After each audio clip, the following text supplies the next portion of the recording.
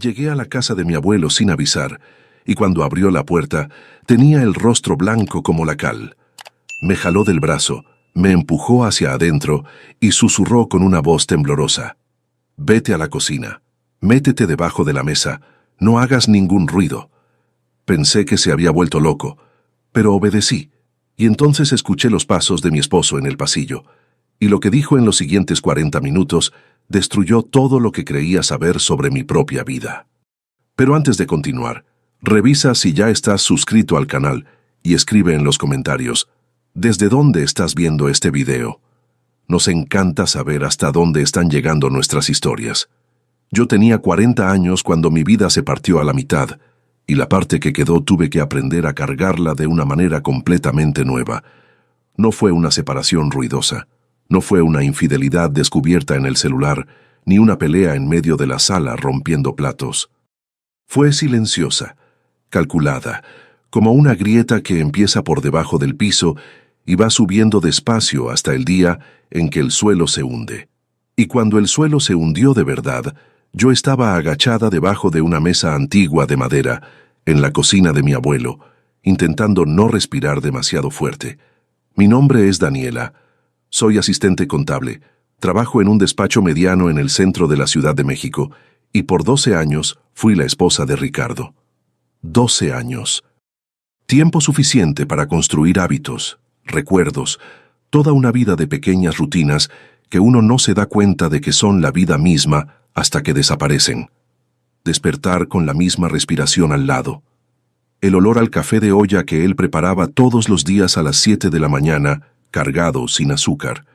La forma en que doblaba la toalla después de bañarse, siempre en 3 partes, como si hubiera una regla para eso. Yo lo amé de verdad. Esto tiene que decirse porque facilita entender el dolor de lo que vino después. Conocí a Ricardo en una posada de la empresa donde yo trabajaba en ese entonces.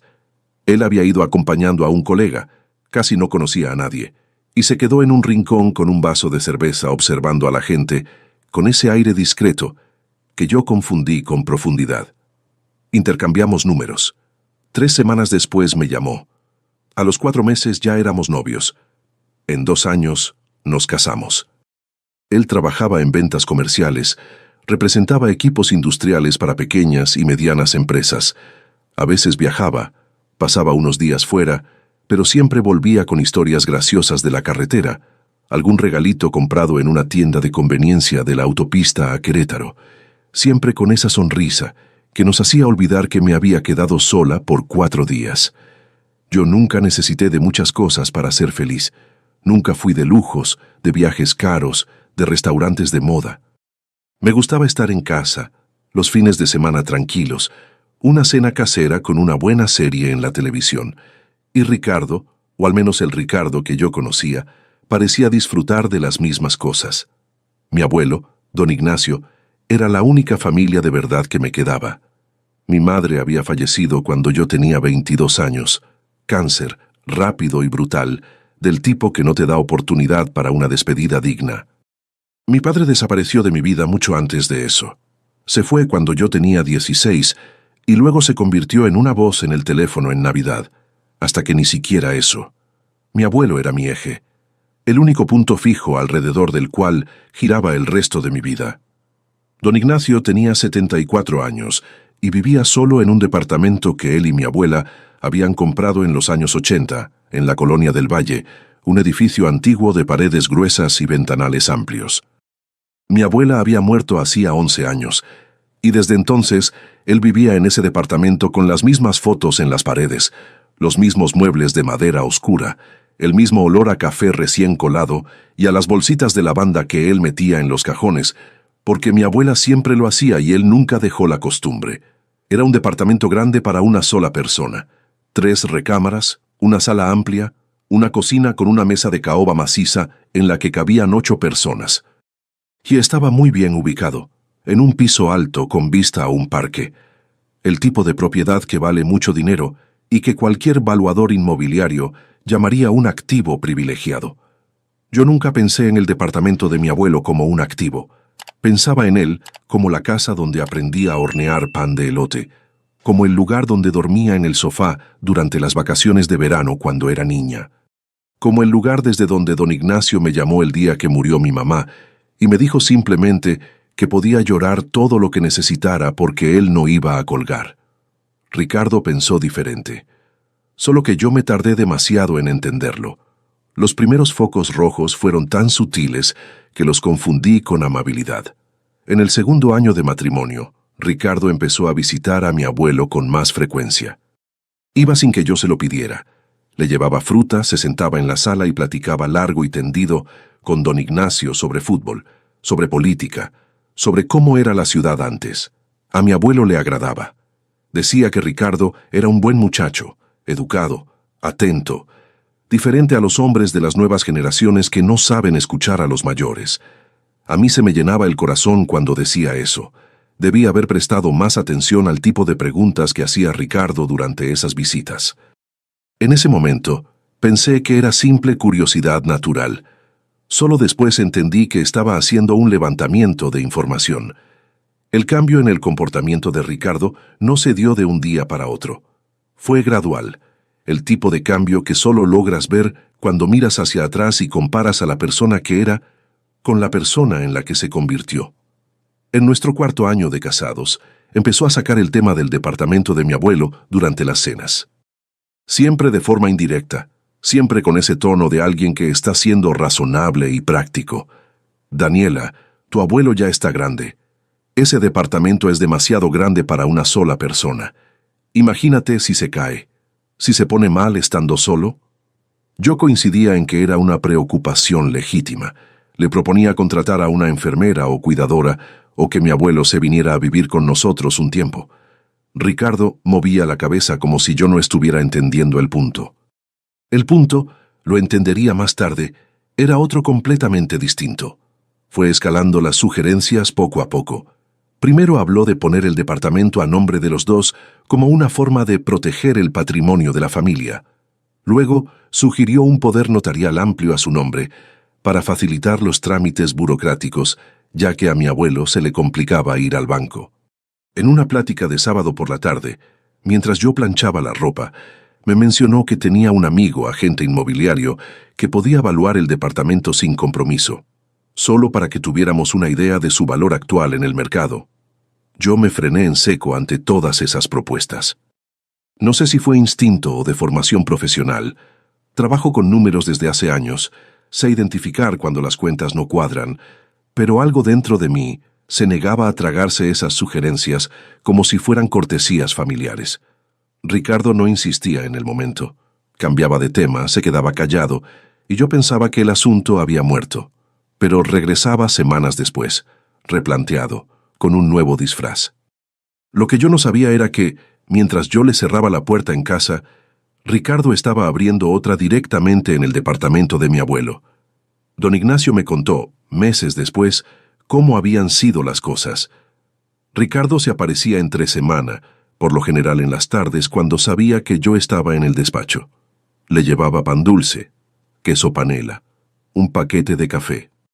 Se sentaba en la cocina con mi abuelo, platicaba sobre puras cosas sin importancia, y al final de la visita, casi como quien olvidó mencionarlo, sacaba algún papel para que mi abuelo lo firmara. Una autorización para recibir correspondencia. Un formato de actualización de datos del condominio. Cosas que parecían administrativas, de rutina, sin mayor relevancia. Mi abuelo firmó las primeras. Tenía 74 años, pero estaba completamente lúcido. Era un exfuncionario público jubilado con 32 años de servicio en la Contraloría del Gobierno. Sabía leer documentos, solo que la confianza en su nieto político le empañaba la vista, como el vapor en un cristal. Hasta el día en que Ricardo le llevó un papel diferente. Mi abuelo se puso los lentes, leyó el primer renglón, leyó el segundo y se detuvo. Le pidió a Ricardo que le explicara qué era eso. Ricardo se lo explicó de forma vaga, apresurada. Le dijo que era una formalidad legal, que todos los inmuebles de la alcaldía estaban pasando por una actualización en el registro público. Mi abuelo le dijo que lo iba a guardar para leerlo con calma. Ricardo se puso inquieto. Le insistió en que necesitaba que le devolviera el documento ese mismo día. Mi abuelo le dijo que no. Ricardo le arrebató el papel y se fue sin despedirse. Esa noche, mi abuelo llamó a su amigo de toda la vida, don Ernesto, quien se había jubilado como notario público y entendía de papeles y escrituras como nadie. Le leyó el documento por teléfono. Don Ernesto se quedó en silencio unos segundos y luego le dijo con esa voz serena del que ya ha visto de todo en esta vida: Nacho, esto de aquí es una cesión de derechos. Si lo firmas, le estás transfiriendo la titularidad del departamento. Mi abuelo colgó el teléfono. Se quedó sentado en la silla de la cocina durante un largo rato, mirando la mesa donde mi abuela había servido la cena durante 40 años. Y pensó: no me llamó en ese momento. No quería asustarme sin estar seguro. No quería equivocarse en su diagnóstico antes de tener todas las pruebas en la mano. A fin de cuentas, había sido auditor. Se tomó 2 meses más reuniendo información, anotando fechas, guardando papeles, platicando con don Ernesto. Y cuando finalmente tuvo el panorama completo, tomó una decisión. Iba a esperar. Y cuando Ricardo volviera, lo iba a grabar todo. Yo no sabía nada de esto la tarde en que fui a la casa de mi abuelo sin avisar. Fui porque traía una opresión en el pecho que no se me quitaba desde hacía días. Esa sensación turbia de que algo andaba mal sin poder ponerle nombre. Fui porque necesitaba un café bien cargado y un silencio honesto, de ese tipo que solo encuentras en la casa de quien te conoce desde el día en que naciste. Cuando mi abuelo abrió la puerta y se puso pálido, mi primera reacción fue pensar que se había sentido mal, pero sus ojos no eran los ojos de alguien que siente dolor, eran los ojos de alguien que tiene miedo y al mismo tiempo determinación, esa extraña combinación que hace que una persona parezca frágil y peligrosa a la vez. Daniela, ven. Ahorita, a la cocina debajo de la mesa, y no hagas ruido. Me lo dijo susurrando, agarrándome del brazo, jalándome hacia adentro incluso antes de que yo cruzara por completo el umbral de la puerta. Obedecí. No pregunté. Había algo en su voz que no dejaba espacio para preguntas. La mesa de caoba de la cocina de mi abuelo era enorme. Siempre lo fue. Cuando era niña, casi cabía de pie debajo de ella. Ahora, a mis 40 años, tuve que doblar las rodillas y pegar la espalda a la pared fría para caber. Olía a madera vieja y a un ligero rastro de cera para pisos, esa que mi abuelo le pasaba a las losetas cada mes, tercamente, tal como mi abuela le había enseñado. Me quedé callada. El corazón me latía a 1000 por hora. El timbre sonó menos de 3 minutos después. Escuché a mi abuelo caminar despacio por el pasillo, el arrastrar lento de sus pantuflas sobre el piso de madera, el clic de la cerradura. La puerta se abrió, y entonces escuché una voz que conocía mejor que la mía propia. Ricardo. Don Ignacio, buenas tardes. Le traje unas cositas. Su voz era exactamente igual a la que usó conmigo los primeros años. Suave, cuidadosa, con esa calma estudiada que yo había confundido con seguridad. Mi abuelo le dijo que pasara, que iba a poner a calentar el agua.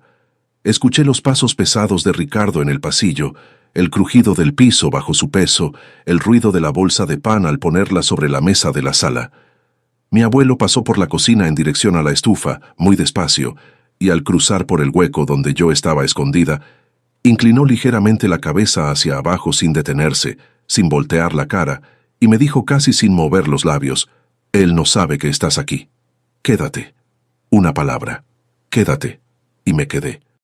Los primeros minutos fueron de lo más banales, el tipo de plática que te hace dudar de tu propio instinto. Ricardo le preguntó por su presión arterial, por su última consulta en el seguro, si la nueva medicina le había hecho efecto. Mi abuelo le respondía con calma, sin prisa, sin dar la más mínima pista de que había alguien encogida en la cocina, escuchando cada sílaba. Después, el tono cambió. No fue un salto brusco. Fue un descenso gradual, como cuando baja la temperatura y solo te das cuenta cuando ya estás temblando de frío. Ricardo empezó a hablar sobre la situación del inmueble, sobre los costos de mantenimiento de un departamento antiguo, sobre la responsabilidad de mantener una propiedad de ese tamaño sin apoyo. La voz iba perdiendo su suavidad, volviéndose más seca, más directa. «Don Ignacio, necesito que entienda que estoy intentando ayudar».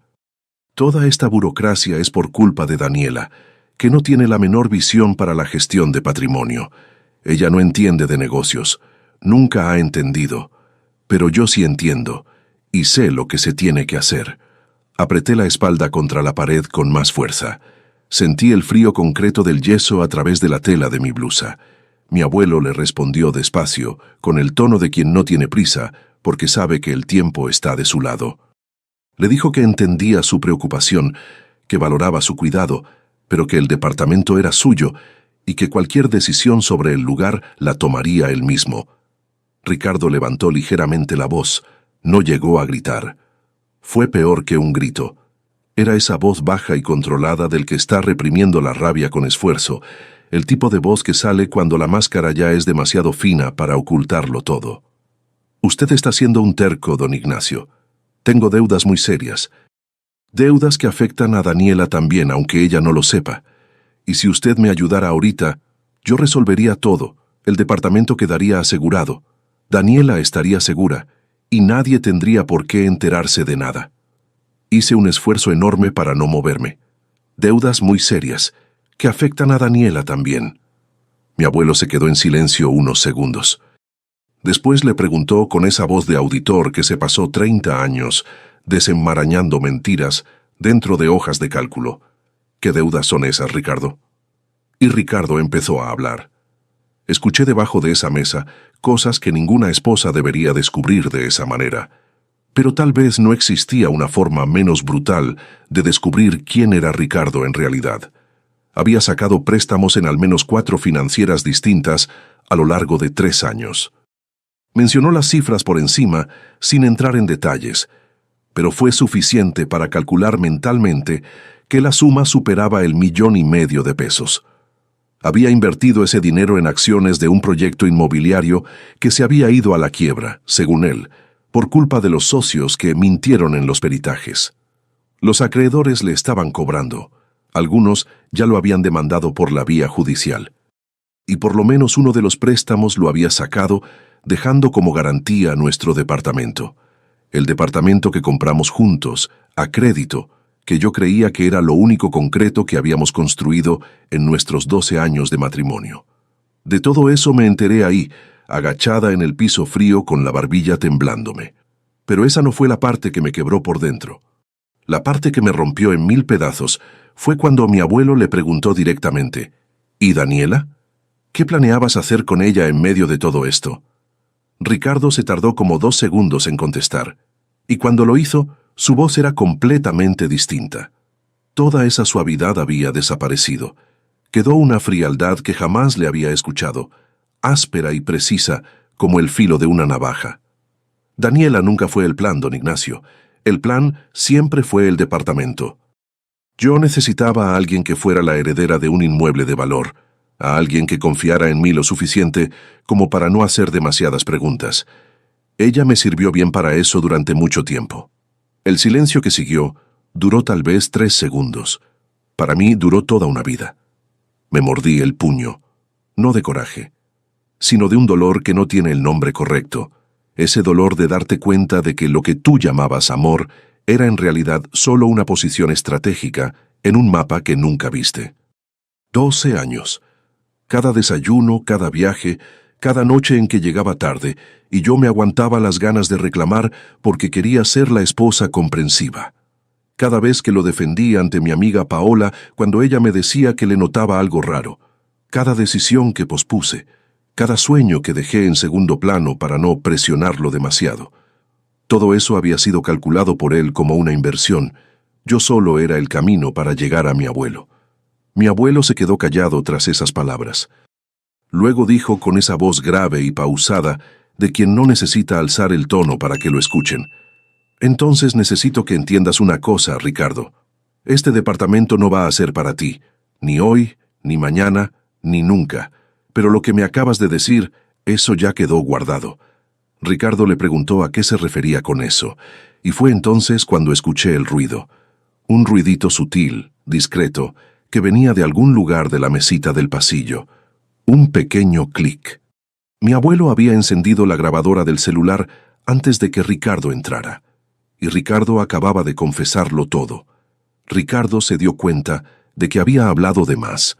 Escuché el cambio inmediato en su tono de voz, su intento de retroceder, las palabras saliéndole atropelladas, diciendo que se había expresado mal, que estaba bajo mucha presión, que las deudas no lo dejaban dormir, que la verdad es que sí amaba a Daniela, que todo había sonado mal. Mi abuelo no respondió a ninguna de sus justificaciones.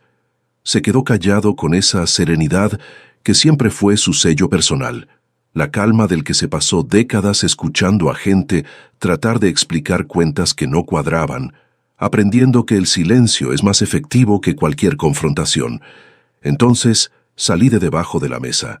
No fue una decisión planeada, fue el cuerpo decidiendo antes que la cabeza. Me dolían las rodillas, tenía la espalda tensa. Mi rostro estaba empapado de lágrimas que ni siquiera me había dado cuenta de haber derramado. Me levanté, me enderecé y caminé hasta la entrada de la sala. Ricardo estaba de pie en medio de la habitación cuando me vio. Su rostro pasó por una secuencia rápida de emociones: sorpresa, miedo, ese intento reflejo de sonreír que no llegó a formarse. Abrió los brazos en un gesto de recibimiento que parecía ensayado. No dije nada de inmediato. Lo miré durante un largo segundo. Miré al hombre con el que había dormido durante 12 años, cuyas camisas yo todavía lavaba, cuyas dificultades yo había aceptado sin cuestionar. Y sentí algo muy curioso. No era odio. Era una especie de claridad fría y total, como cuando la niebla se levanta de golpe y logras ver el paisaje tal como siempre fue. «Escuché todo», le dije. La voz me salió firme. Me sorprendió eso. Empezó a tratar de explicar, a minimizar, a replantear. Dijo que había exagerado, que traía la cabeza caliente, que yo había sacado las cosas de contexto. Lo dejé hablar unos segundos. Luego le dije, con mucha calma, que no había entendido nada fuera de contexto, que yo trabajaba con números, que sabía cómo verificar la información y que de hecho ya había verificado algunas cosas. Le mencioné las financieras, le mencioné las deudas, le mencioné nuestro departamento puesto como garantía sin que yo lo supiera. A Ricardo se le descompuso la cara por completo. Su último intento de parecer suave desapareció. Mi abuelo, que se había quedado en silencio en el sofá durante todo ese rato, se levantó despacio, fue hasta la mesita del pasillo, agarró su celular y le volteó la pantalla a Ricardo. En la pantalla se veía una aplicación de grabadora de voz con el cronómetro corriendo. Más de 50 minutos de audio. Ricardo dio un paso hacia mi abuelo. Rápido, brusco, con la mano estirada hacia enfrente. En ese movimiento, hubo una urgencia que me hizo tensarme al instante. Fue entonces cuando don Ernesto entró por la puerta que mi abuelo había dejado emparejada. 72 años, exnotario, con un bastón que no usaba para caminar, sino que cargaba por pura costumbre, y con la postura de quien se ha pasado décadas acostumbrado a ser la máxima autoridad en una sala. Se había quedado allá afuera escuchando, puesto de acuerdo con mi abuelo desde el principio. Miró a Ricardo con esa calma absoluta del que no se impresiona con nada, y le dijo muy despacio: «Muchacho, yo escuché todo desde la puerta, y tengo el número del comandante del Ministerio Público guardado en mi celular desde 1993. Atrévete a dar un paso más y le marco ahorita mismo». Ricardo se quedó paralizado, nos miraba del uno al otro, a mí, a mi abuelo, a don Ernesto. Luego agarró su chamarra del respaldo de la silla y se largó sin decir nada más. La puerta se azotó tan fuerte que cayeron pedacitos de yeso del marco. Escuchamos sus pasos bajando las escaleras a toda prisa hasta que desaparecieron. Don Ernesto cerró la puerta poniéndole los dos seguros. Mi abuelo se volvió a sentar en el sofá con sus rodillas lentas de anciano. Yo me fui a la cocina, apoyé las dos manos en la orilla del fregadero y me puse a llorar. No a gritos. Callada, con los hombros sacudiéndose, con el agua de la llave corriendo sin sentido porque la había abierto sin darme cuenta. Mi abuelo vino a la cocina, se sentó en la silla más cercana y me puso la mano en el hombro. Se quedó así, sin decir nada, mientras yo lloraba todo lo que había tenido reprimido debajo de aquella mesa. Y su mano era cálida y pesada, y olía a las mismas bolsitas de lavanda de siempre. Al día siguiente, me fui a los juzgados de lo familiar antes de las 8 de la mañana. Metí la demanda de divorcio todavía trayendo puesto el mismo abrigo que había usado la noche anterior, todavía con la mancha de cera del piso de mi abuelo en el codo. Ricardo me marcó ese mismo día, luego al día siguiente, y al que siguió. Las primeras llamadas sí se las contesté. Oscilaba entre una voz mansa y una voz cortante, entre el arrepentimiento y las acusaciones, entre el «te amo y podemos arreglar esto» y el «te vas a arrepentir de enfrentarte a mí». Después de contestarle 3 veces dejé de hacerlo. Empecé a guardar cada mensaje, cada captura de pantalla, con su fecha y hora. Mi compañera de trabajo, Mónica, que llevaba 20 años lidiando con juicios familiares, me ayudó a levantar un acta notarial con todo el historial de mensajes. Todo se convirtió en evidencia antes de que Ricardo se diera cuenta de que estaba armando su propio expediente en su contra. Luego, aparecieron los acreedores. Llamadas de voces desconocidas, a veces agresivas, a veces simplemente cansadas, diciendo que Ricardo había prometido pagarles en cuanto vendiera una propiedad y que querían saber cuándo iban a recibir su dinero. A cada uno de ellos les decía lo mismo, sin alterar mi tono de voz. Yo no soy aval de las obligaciones de mi esposo. Estamos en proceso de divorcio. Todos los cobros deben dirigirse a él o por la vía legal. La mayoría colgaba. La audiencia se programó para 3 meses después. Ricardo llegó con un abogado jovencito que intentó impugnar la grabación, argumentando invasión a la privacidad. La abogada que me representó, la licenciada Lourdes, una mujer de más de 50 años con ese tipo de voz que hace que la gente deje de hacer lo que está haciendo para prestar atención, explicó con precisión quirúrgica que la grabación había sido hecha por mi abuelo dentro de su propio domicilio, con su propio equipo, en una situación donde estaba siendo amenazado directamente con quitarle su propiedad y donde se buscaba cuestionar su capacidad mental con fines de interdicción. Eso no era espionaje, era la legítima defensa de un adulto mayor documentando las amenazas en su contra. La jueza admitió la grabación como prueba. Se dictó la sentencia de divorcio. Yo me quedé con el departamento, tomando en cuenta que Ricardo había ocultado sus deudas, que había usado nuestro inmueble como garantía a mis espaldas y que había demostrado, en sus propias palabras grabadas, que el matrimonio se había constituido con fines fraudulentos. Él apeló la decisión y perdió. Los acreedores dieron con él por sus propios medios, sin acceso a ninguna propiedad, sin ingresos comprobables, sin parejas que todavía le creyeran sus cuentos. Ricardo se quedó solo cargando con todo ese peso. Una de las financieras le embargó el carro. Sus amigos se fueron alejando conforme la historia se fue sabiendo. Unos meses después, me enteré de que se había ido a vivir a otro estado. No quise saber más de eso. Las primeras semanas después del divorcio fueron las más raras. Yo llegaba a ese departamento de 2 recámaras y no reconocía el silencio. Antes el silencio era tenso, del tipo que se queda esperando a que algo malo pase. Ahora era diferente. Era espacioso, de ese tipo de silencio en el que puedes respirar hondo sin sentir que estás molestando a alguien. Empecé a notar pequeñas cosas mías que habían desaparecido sin que yo me diera cuenta. Que a mí me gustaba el café con leche por las mañanas, no el café negro que tomaba Ricardo y que yo había adoptado por pura costumbre, que me encantaba dormir con la ventana abierta, incluso en invierno, que no necesitaba pedirle permiso a nadie para ir a visitar a mi abuelo un miércoles por la noche. Parece poca cosa, pero todos esos pequeños detalles sumados formaban una vida entera que yo había estado viviendo chueca durante 12 años.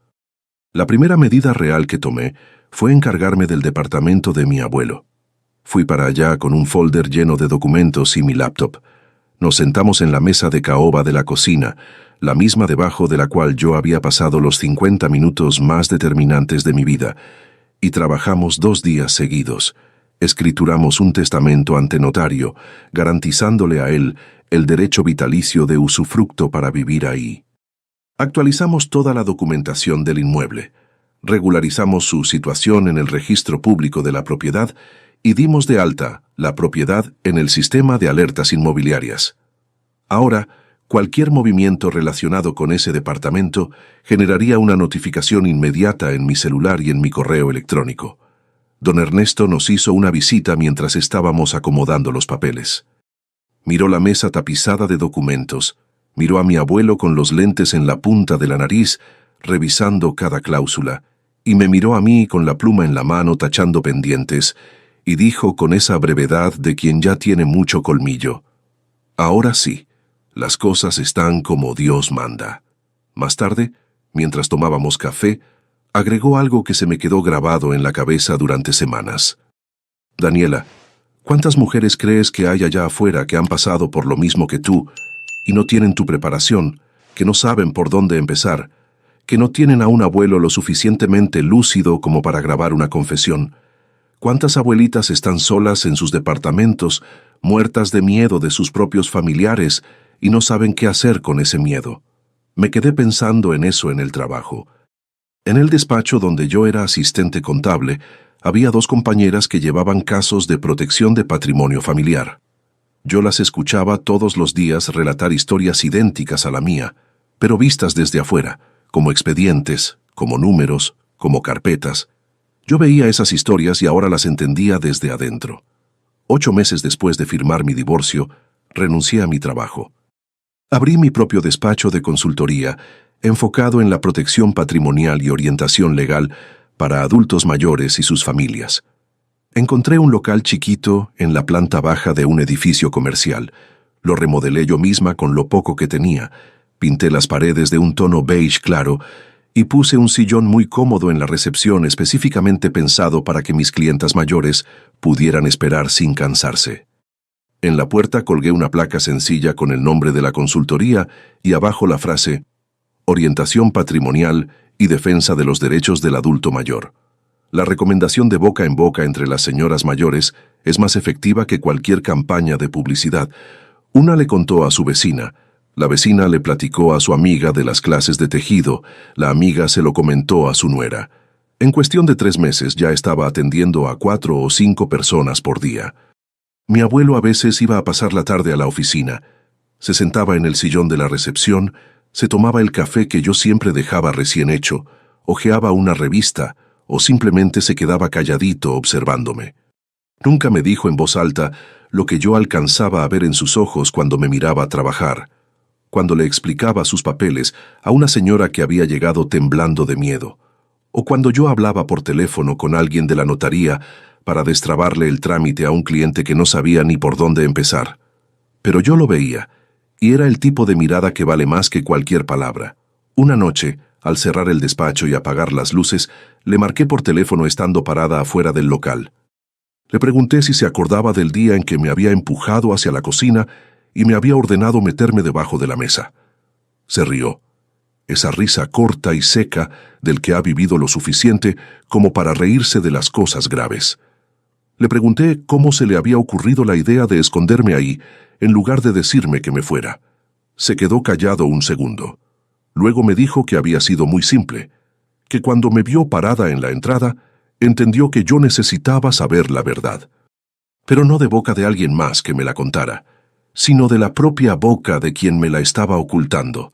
Si yo te lo contaba, a lo mejor ibas a dudar, pero si lo escuchabas con tus propios oídos, no había forma de que dudaras de nada. Así que dejé que escucharas.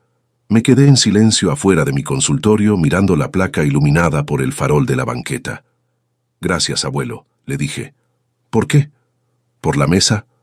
«Sí, por la mesa. Por haber sido lo suficientemente grande para que yo cupiera debajo». Él se volvió a reír, y yo me reí con él, por primera vez en mucho tiempo de una forma completamente ligera, sin sentir que traía un peso amarrado a mi propia voz. Colgué, me guardé el teléfono en la bolsa del pantalón y caminé hacia mi carro. El clima estaba fresco, olía a tierra mojada y a asfalto, ese olor a final de la tarde en una ciudad inmensa que nunca deja de moverse. Y yo caminaba despacio, sin ninguna prisa, sin ningún lugar al que tener que huir y sin nadie de quien esconderme. Solo estaba yo, la noche, y una vida que finalmente había empezado a ser verdaderamente mía. Ahora, si te gustó esta historia, haz clic en suscribirse y dime en los comentarios qué parte te dejó con la boca abierta. Ah, y no olvides hacerte miembro para tener acceso a videos exclusivos que no publico aquí. Te espero allá.